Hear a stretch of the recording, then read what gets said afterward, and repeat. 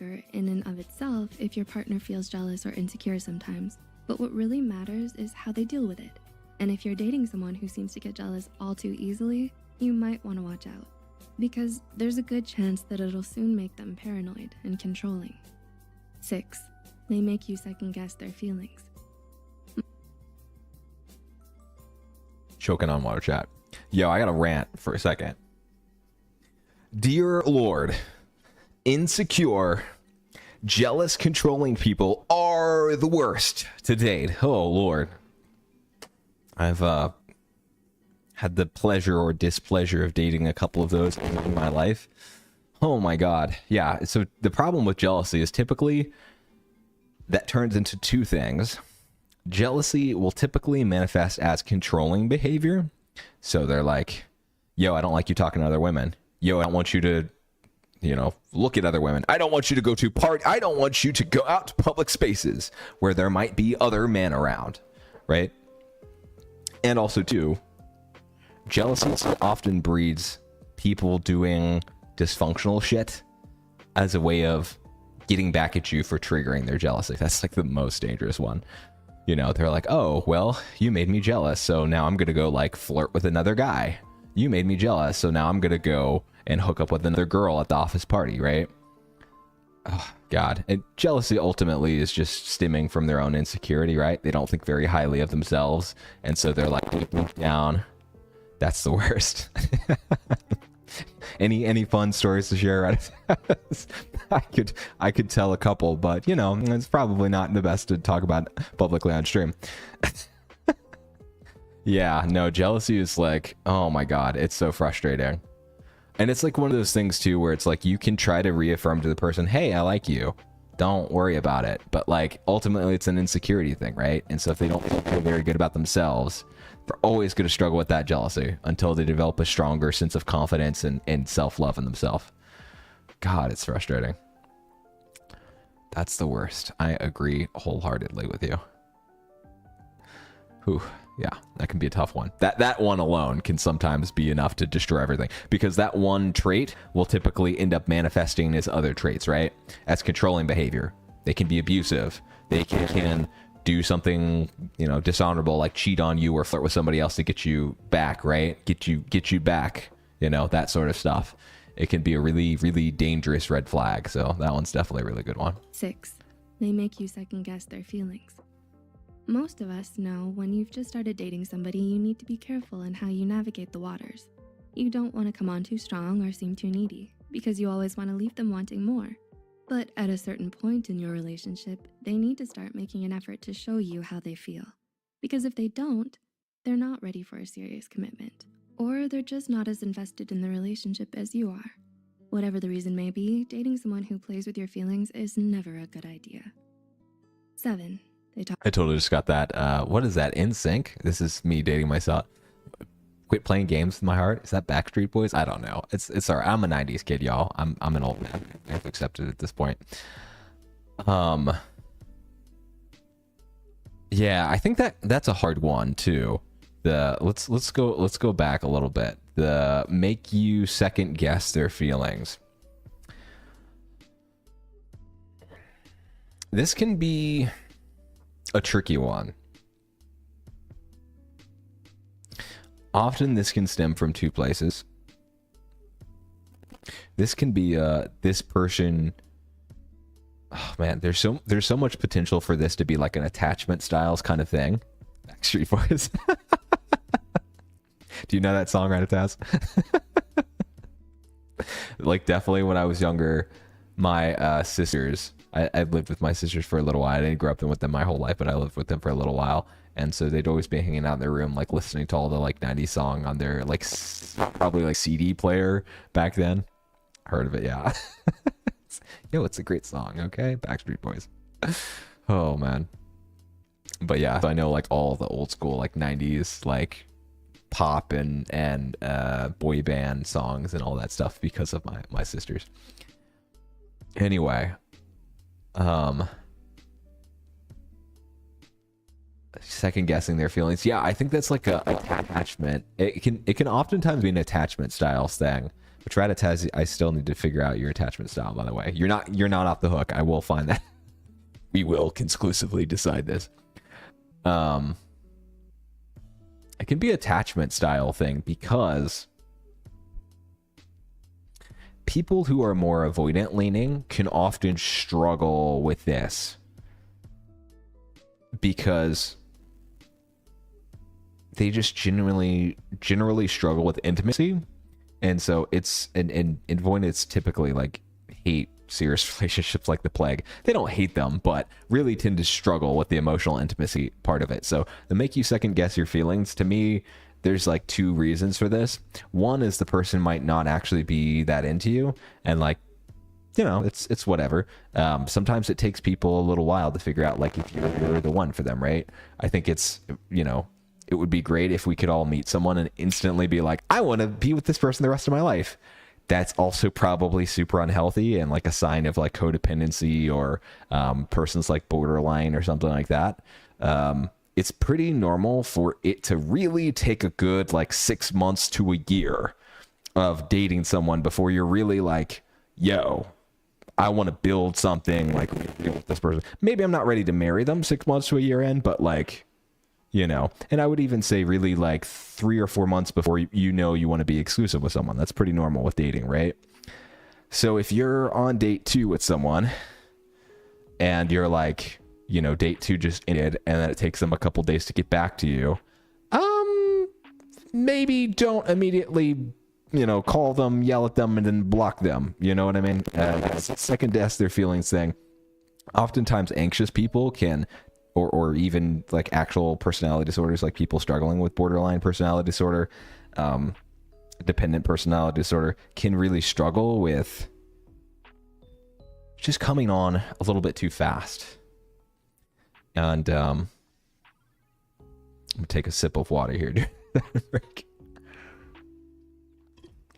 They can just come on a little bit too strong, a little bit too fast. They can develop feelings really fast. And so there tends to be like a little bit of a split, especially if we're talking about insecurely attached relationship pairings, where the anxious attacher will be like in love with the person by like week 2 or week 3, and the avoidant person needs like 6 months before they're like, do I want to be in this relationship? And even still, they can kind of be like, I want to be with someone, but also closeness scares me. So yeah, I mean, I think the second guess their feelings thing, if you know you want a serious relationship and the other person's stringing you along for 6 months, then that's probably any more time than that is like, yo, hit the eject button. But also you can always have an open conversation if you're wanting something more and you're like, hey, I'm feeling like ready for a serious relationship.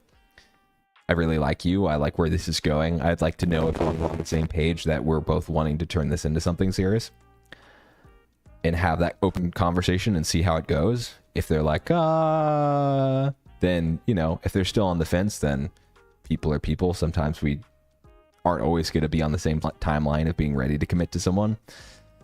But set a timeline for yourself, so you're not just like stuck waiting for a year in this like friends with benefits situation, and then they're like, yeah, actually, I just want to date casually, you know?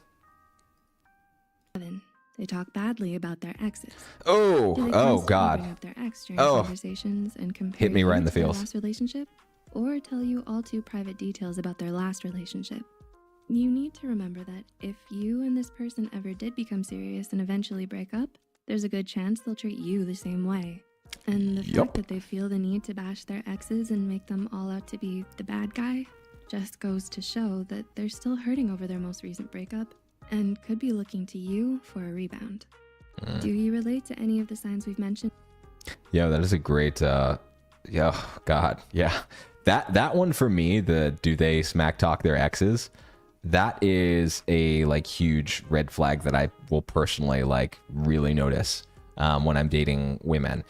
I hate to say it too. I feel like it tends to be a thing that's a little bit more common with women. It's with men. I feel like the smack talking exes thing, for me, it's an accountability thing.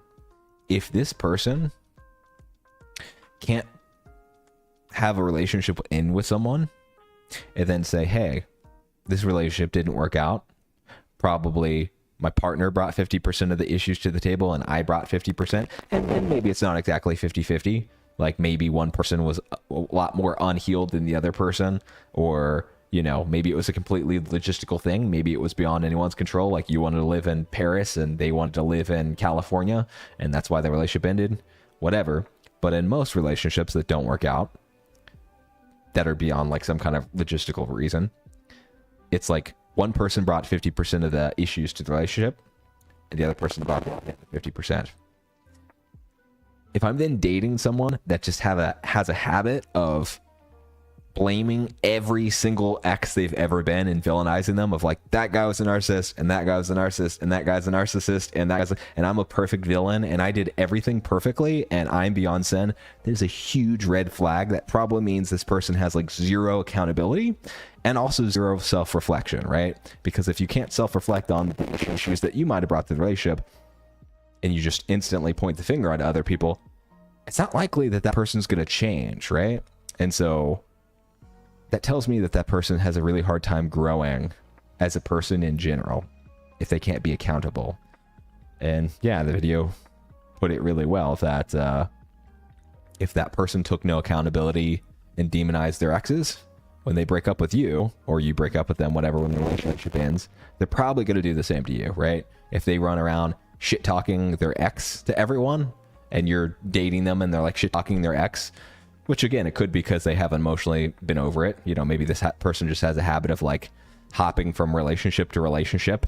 And it's like they got in one relationship that ended, and so they swung into a rebound relationship, or they monkey branched into another relationship, and they still haven't healed from the first one. So they shit talk that ex to the new person.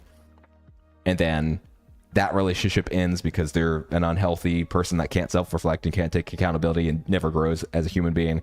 That ends, and then they monkey branch or rebound into a new relationship and shit talk at that ex, and it's just a cycle that repeats itself forever and ever. That is unfortunately an all too common trend today of people who just hop from relationship to relationship. And the trope is like the 35-year-old man or woman that's like, all men are dogs or all women are dogs, because they've just had this terrible line of crappy relationship after crappy relationship, and they never actually stop to self-reflect and do the inner work to like grow as a person and figure out like, okay, I've had 10 relationships in the past year. They all failed miserably. The only common denominator in this thing was me, you know? What maybe do I need to take away from this? What self-growth can I do so that even if the other person isn't perfect, I can work on like my 50%? Because ultimately we can only work on our own stuff, right?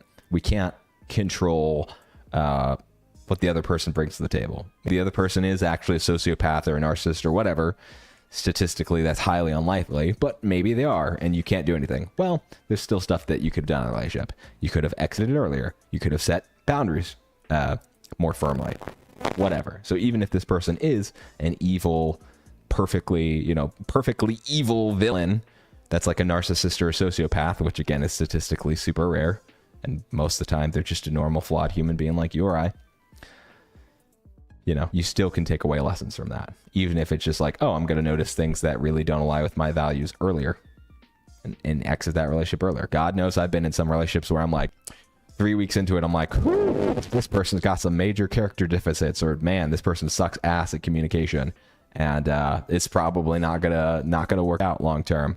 And you know, there's been times where rather than hit the eject button, I stayed, and lo and behold, months and months go by and I'm all emotionally invested, and then it ends and I'm all screwed up and emotional, even though I saw the red flags early on in the relationship, right? But I stayed anyway because I'm like, no, it's okay. Maybe I can make things better. You know, it's the codependency sneaking in there.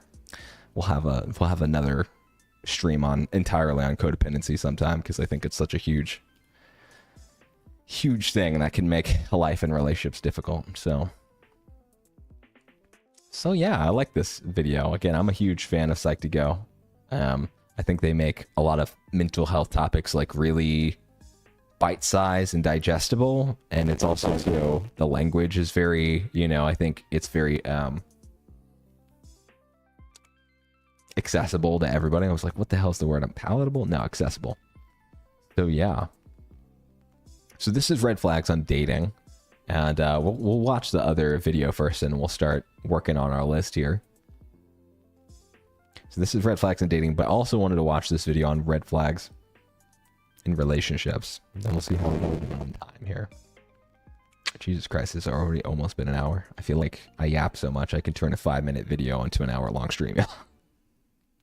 I'm gifted. Remember Howie Mandel? Deal or no deal?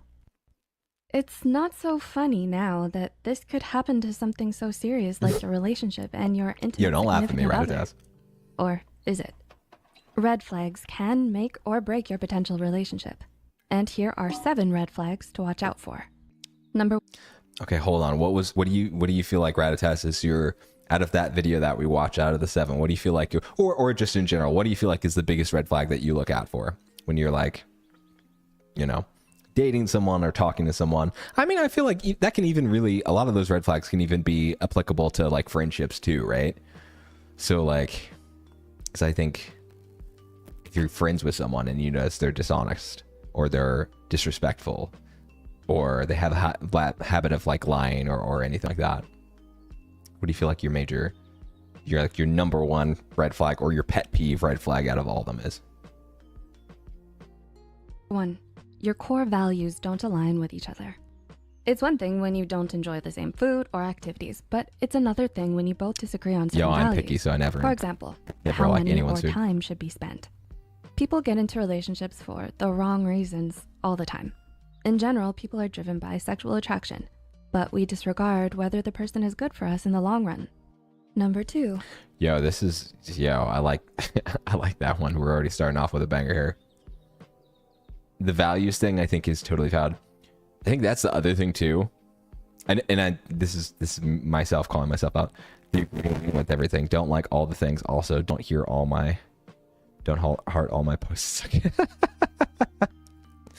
Gotcha. Well, I'll make sure to purposely thumbs down some of your stuff then, just to mix it up for you.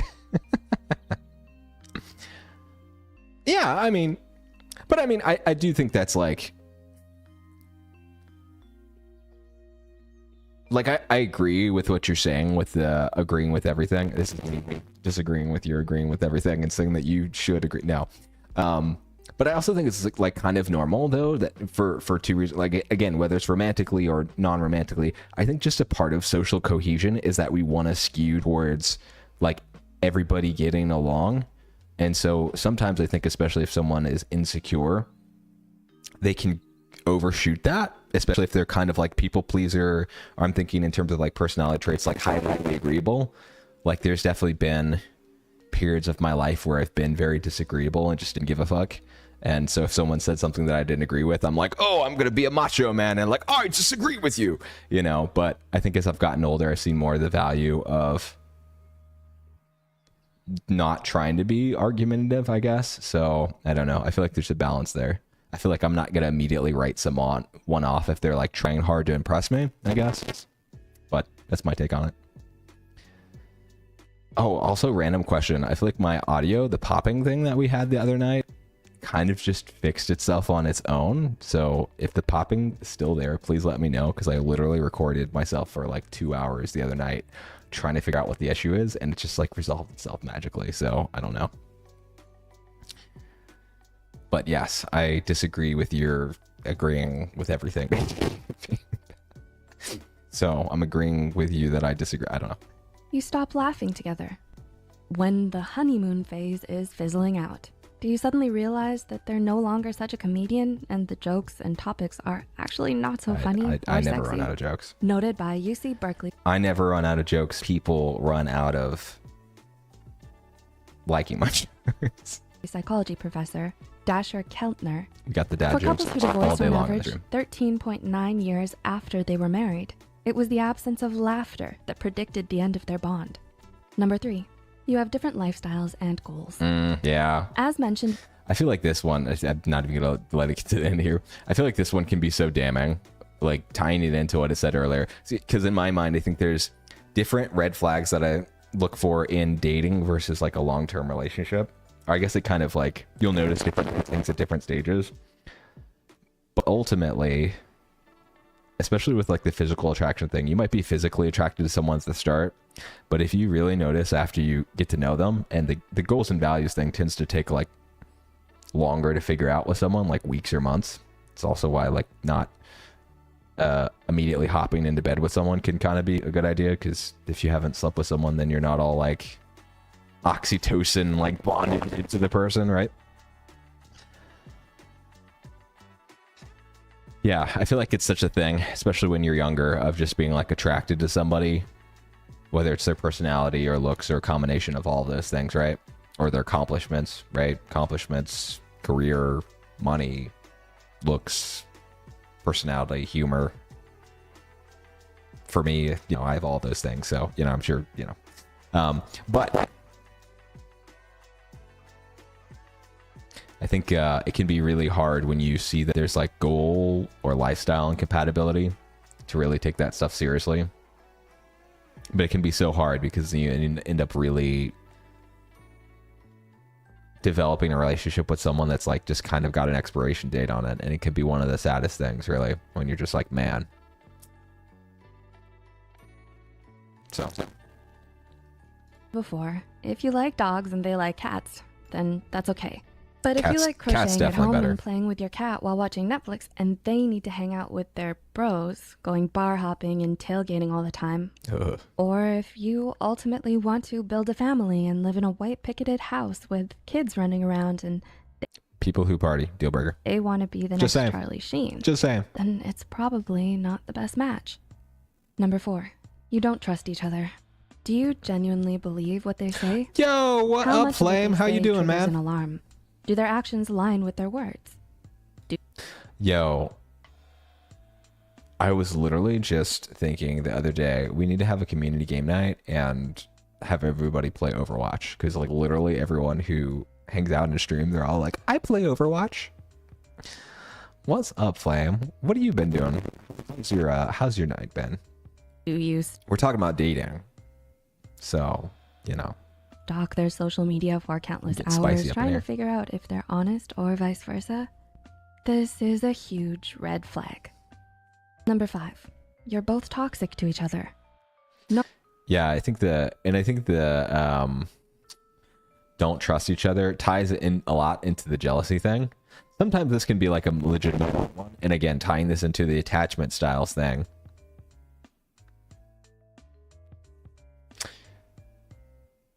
So we talked about how the and you're kind of coming in the middle of us talking about like red flags versus green flags in dating, Flame. But if you have a red flag that's like your personal pet peeve, by all means, offer it up in the chat.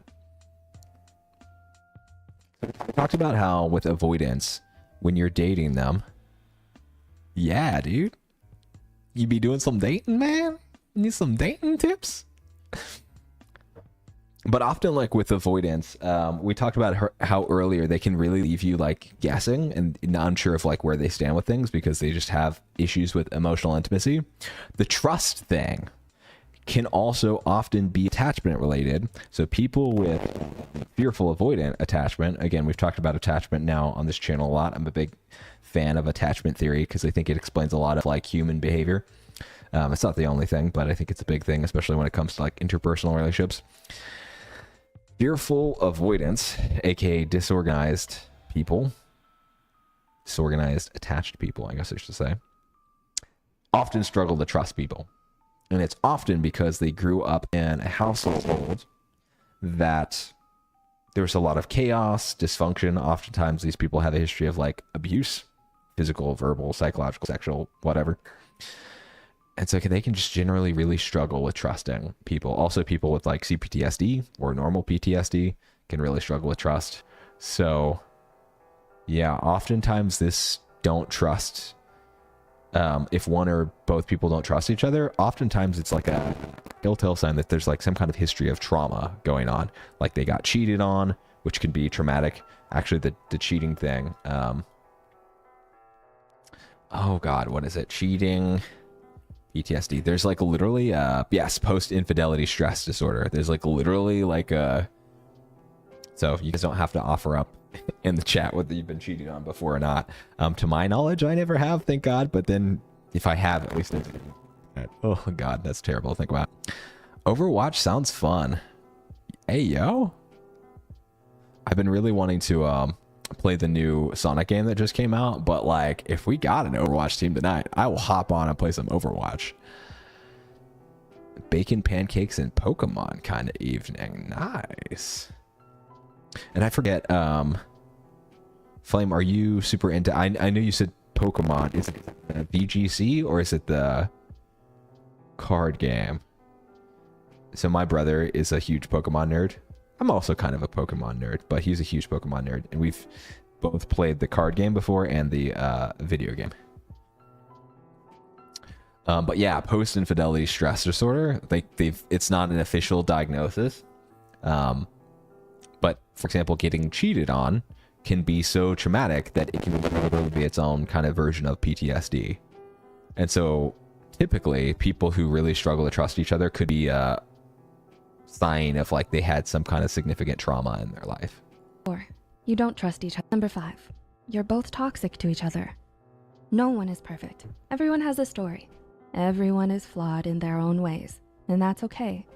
What matters is that we're able to be a support for each other or do our own healing.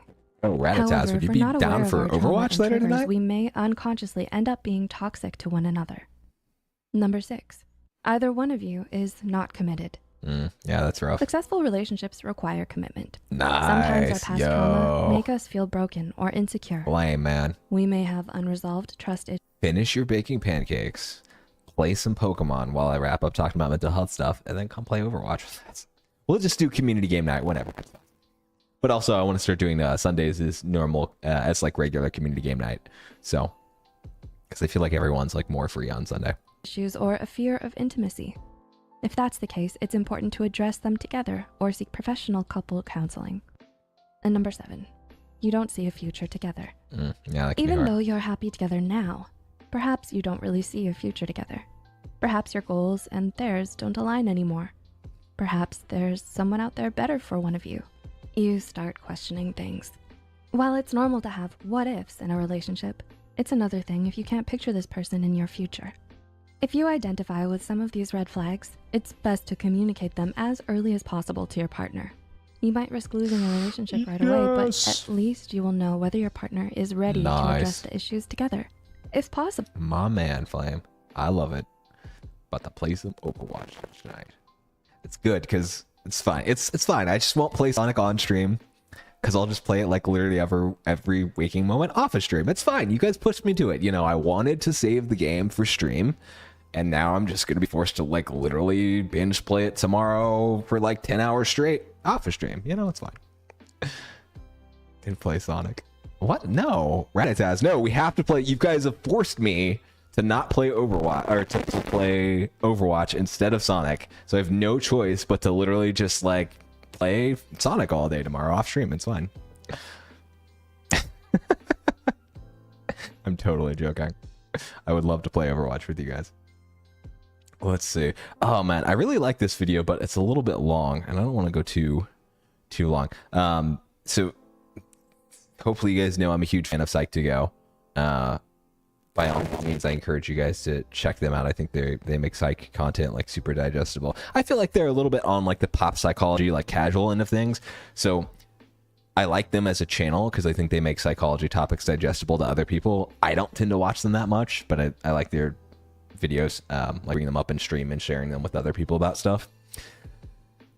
This is another guy, Jimmy on relationships. I love his stuff. Oh my god. And it's probably because his name is also James. I guess he goes by Jimmy, but you know, it's fine. I've had people try to call me Jimmy. They'll never.